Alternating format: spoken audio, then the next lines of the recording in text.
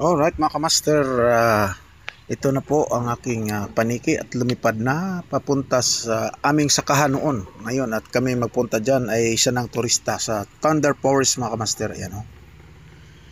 Ayan na po siya ngayon, na-develop na po. Nung una ay inaararo namin ng mga lugar na yan. Alright.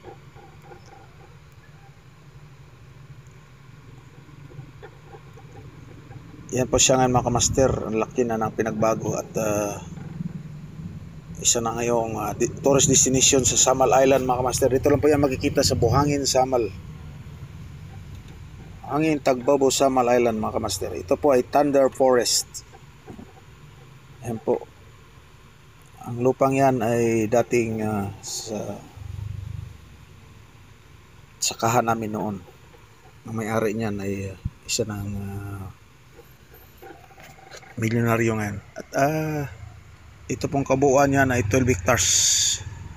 Tapos may nadagdag pa niya sa baba. Mga almost 20 hectares yan lahat kung matapos yung mga kamaster. Ayan na po siya ngayon. At ang hanapin ko ay yung nilagyan namin ng kubo nung una. At nasa ilalim yun ng mangga. Ang mangga po yun ay almost 400 years na. Ayan po. Nasa ko yung hinahanap ni Paniki yung mangga. Mga kamaster. Ayan. Kaya ito, pasensyahan nyo na at baguhan pa lang tayo sa pagpapalipad ng Paniki. Kaya hindi masyadong control yung masyadong magaling mag-control. Sa lakoyan po nawala na ako ng signal kaya umuwi is Paniki. Kaya nakita ko yung mangga. Ayan, yung manggang yan mga kamaster. Sa lalim dyan yung kubo namin. Alright. Yan po. Ang manggang yan ng napaka historical sa akin dahil dyan ako halos lumaki. Master. Tapos kung makababa naman sa palayan. Makikita tayong palayan dyan sa baba mga master. Ngayon ang kalsada na po ay simentado. Noong una wala kaming madaanan dyan. Hindi kalsada yan. At daanan lang talaga ng tao. Kaya laki na pinagbago sa lugar namin mga master. Ngayon isa ng yan po ang palayan mga master. Nasa layo mga 4 kilometers. Ayan po. Tapos nawala ng signal yung Paniki mga master ay bumalik siya sa akin at pagka medyo malapit na nakakuha ulit ng magandang signal ay inikot ko muna sa baba para makita nyo.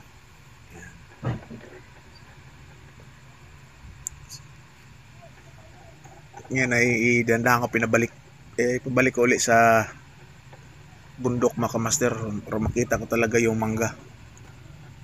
Yung pinaka-historical ng mangga sa akin mga kamaster. Ayan na po yung Thunder Forest. Yan.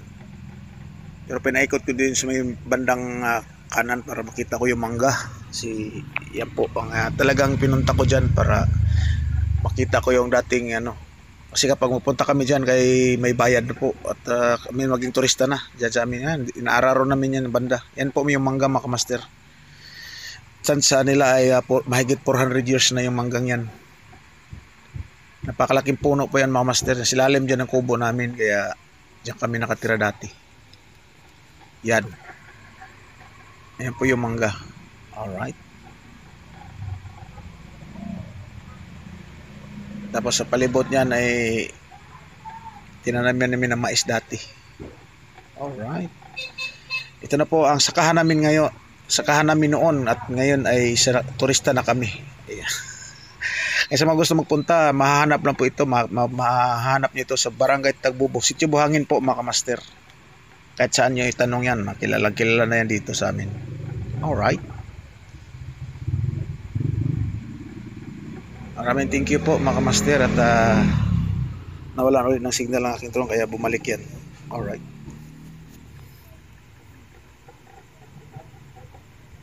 Thank you so much mga kamaster sa panonood at hanggang sa muling paglipad ng aking Paniki. Magandang hapon po sa inyo lahat.